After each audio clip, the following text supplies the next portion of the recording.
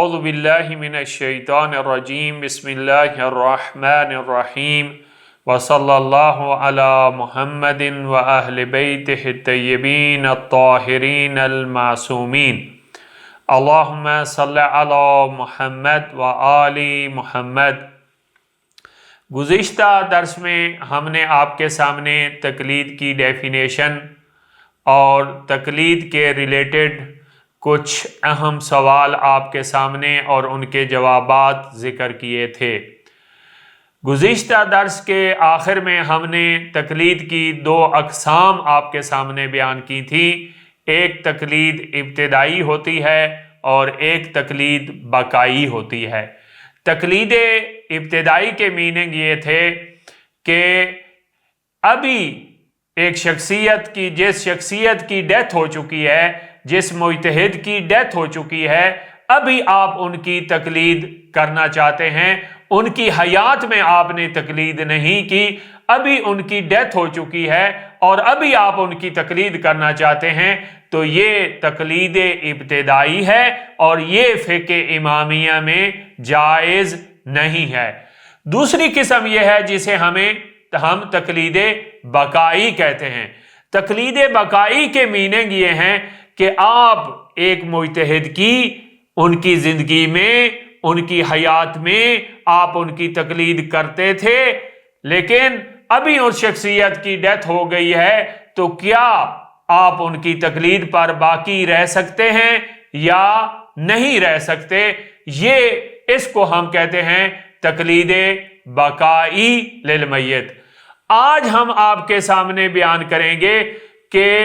تین مورد ہم آپ کے سامنے بیان کریں گے کہ جن میں میت کی تقلید پر، یعنی جس شخصیت کی آپ تقلید کرتے تھے ان کی حیات میں،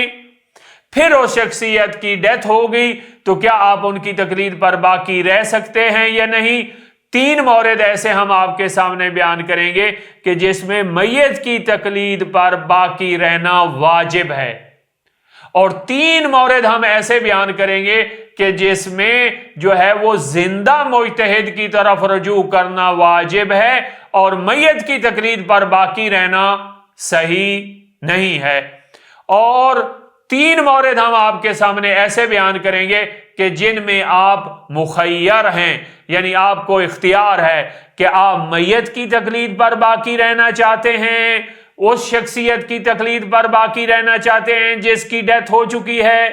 یا موجودہ آج جو مجتہد ہیں ان کی طرف رجوع کرنا چاہتے ہیں۔ ان دونوں میں آپ کو اختیار ہے، آپ جس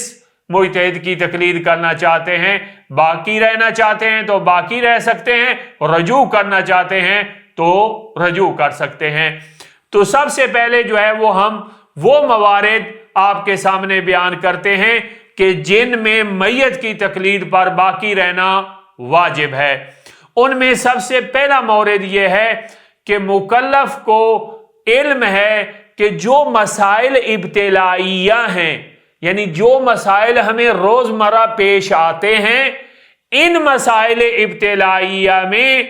زندہ مجتہد جو عالم ہیں اور مردہ مجتہد، یعنی وہ شخصیت کے جس کی ڈیتھ ہو چکی ہے، ان دونوں کے درمیان مسائل ابتلائیہ میں، یعنی روزمرہ جو مکلف کو مسائل پیش آتے ہیں، ان مسائل میں اختلاف ہے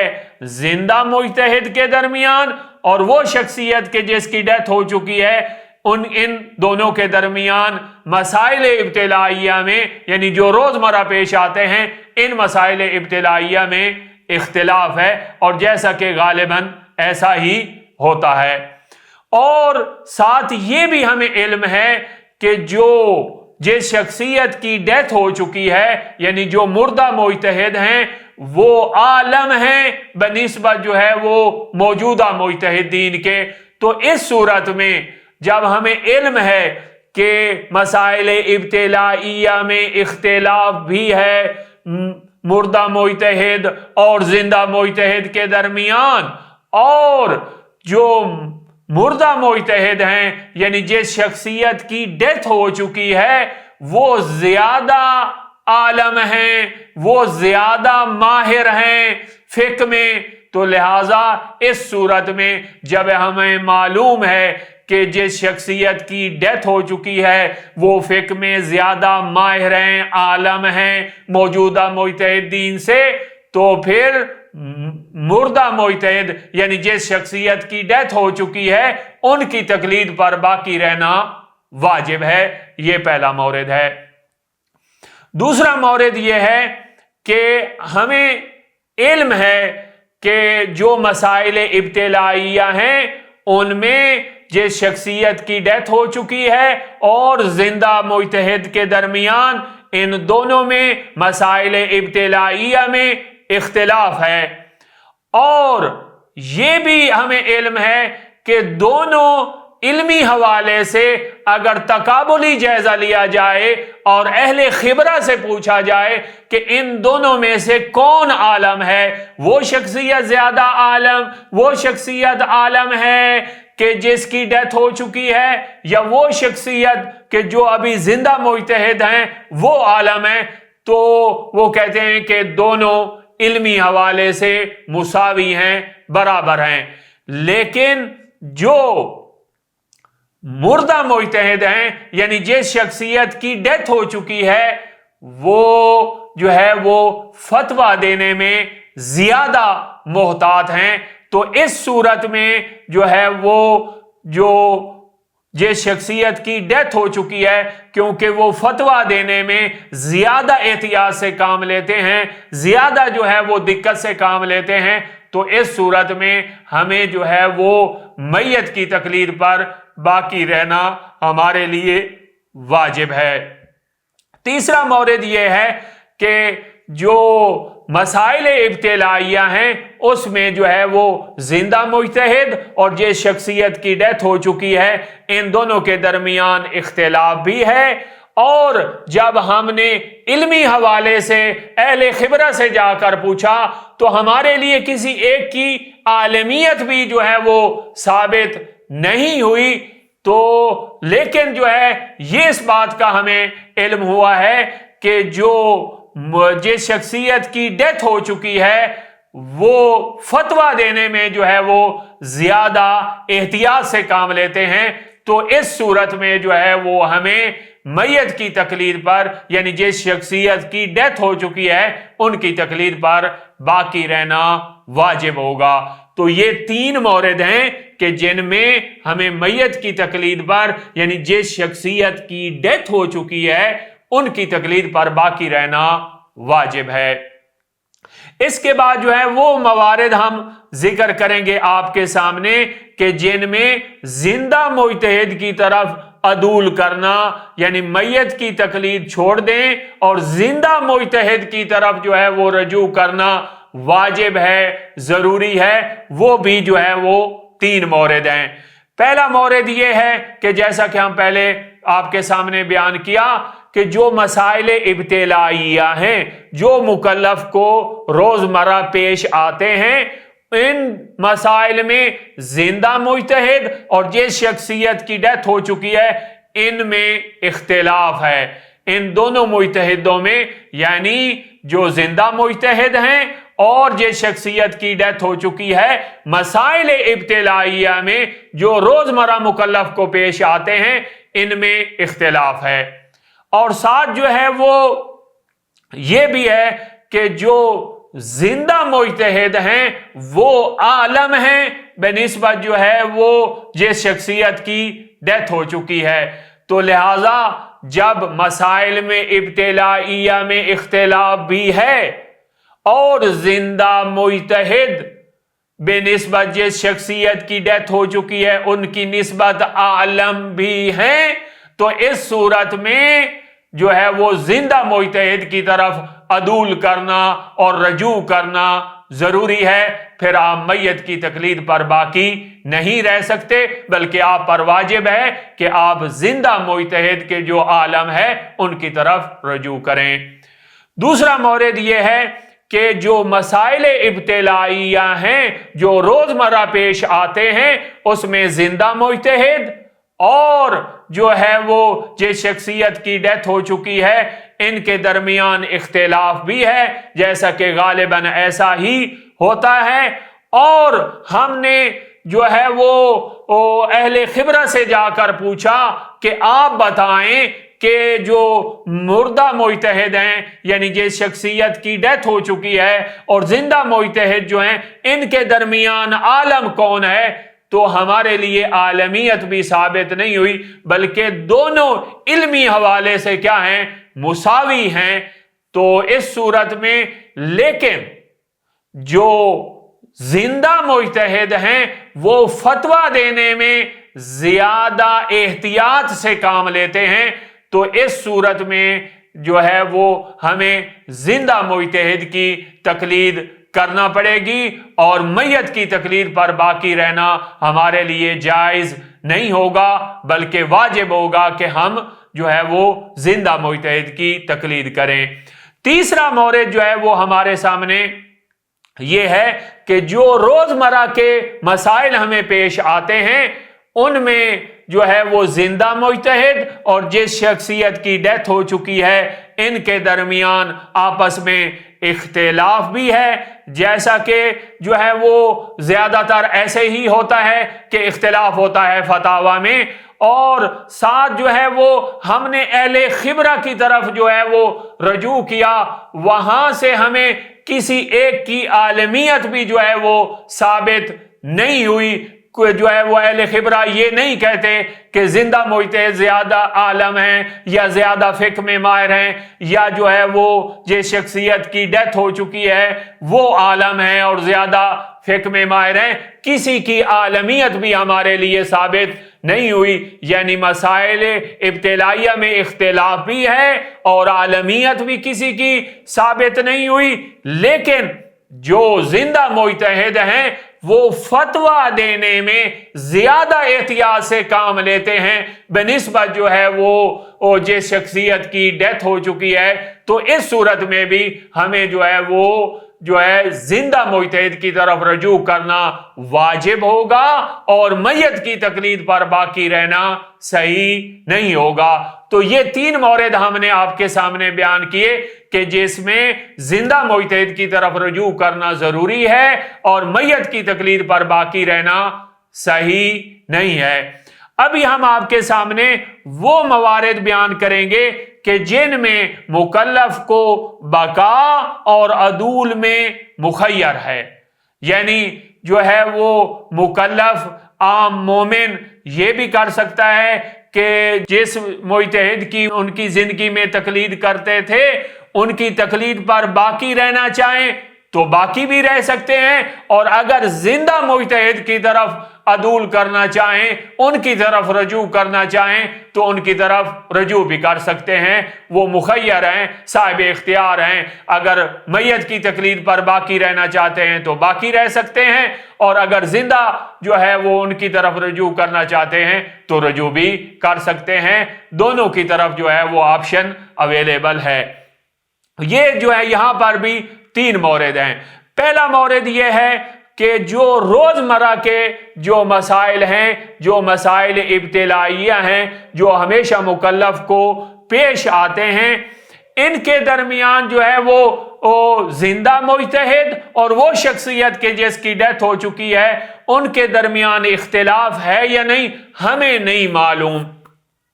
یعنی ہمیں نہیں معلوم کہ زندہ مجتہد اور جس شخصیت کی ڈیتھ ہو چکی ہے مسائل ابتدائیہ میں ان دونوں کے درمیان اختلاف ہے یا اختلاف نہیں ہے۔ جب ہمیں علم ہی نہیں ہے کہ ان کے فتاوی کے درمیان اختلاف ہے یا نہیں تو پھر ہمارے لیے جائز ہے کہ ہم جو ہے وہ زندہ مجتہد کی تقلید کی طرف رجوع کریں یا جس شخصیت کی ہم ان کی حیات میں تقلید کرتے تھے اور ابھی ڈیتھ ہو چکی ہے ان کی تقلید پر باقی رہیں۔ دوسرا مورد یہ ہے کہ مسائل ابتدائیہ میں ہمیں علم ہے کہ اختلاف ہے، یعنی زندہ مجتہد اور جس شخصیت کی ڈیتھ ہو چکی ہے ان کے درمیان مکلف کو جو روزمرہ مسائل پیش آتے ہیں ان میں جو ہے وہ زندہ مجتہد اور جس شخصیت کی ڈیتھ ہو چکی ہے ان کے درمیان اختلاف کا ہمیں علم ہے، لیکن दोनों मुजतहिद जो हैं वो जिस शख्सियत की डेथ हो चुकी है और जो जिंदा मुजतहिद हैं, इल्म के हवाले से दोनों मुसावी हैं, दोनों बराबर हैं। जब हम अहले खिबरा से जाकर पूछते हैं कि इन दोनों में से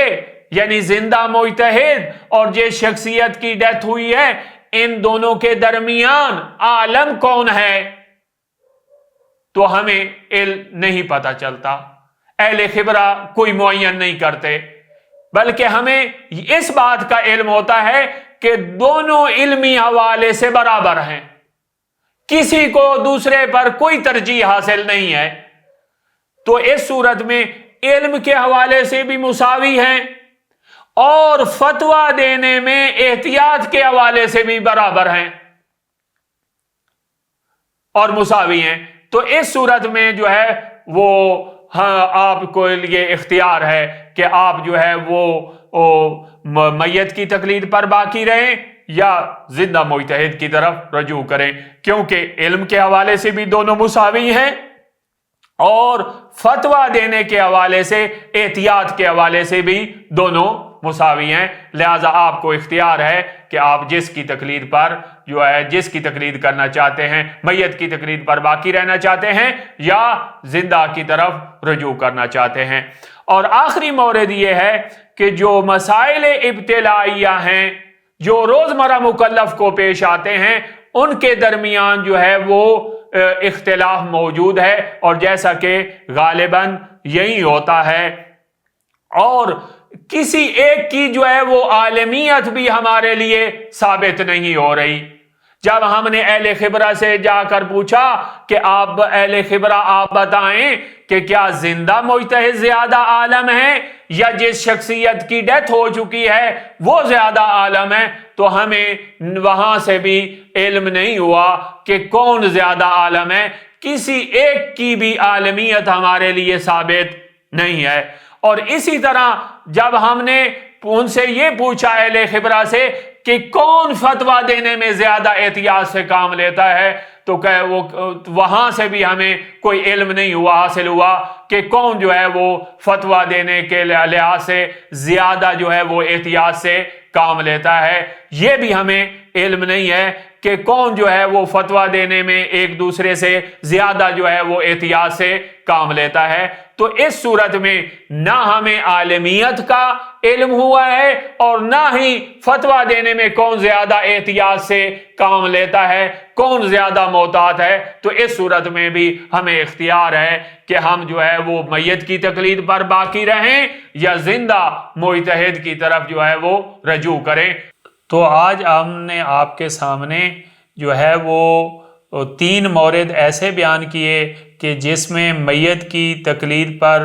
बाकी रहना वाजिब और ज़रूरी है, और 3 मौरद ऐसे बयान किए कि जिसमें जो है वो जिंदा आलम मुजतहिद की तरफ रजू करना ज़रूरी है, और 3 मौरद ऐसे बयान किए कि जिसमें आपको इख्तियार है, आप साहिब इख्तियार हैं कि आप जो है वो तकलीद बकाई पर बाकी रहें या जिंदा आलम मुजतहिद की तरफ रजू करें। इसके बाद जो है हम आपके सामने इंशाअल्लाह नेक्स्ट दर्स में एक इंतहाई मोर इम्पॉर्टेंट मसला आपके सामने रखेंगे। वो ये है कि जो है वो जब किसी शख्सियत की आप उनकी ज़िंदगी में तकलीद करते थे, फिर उस शख्सियत की डेथ हो गई,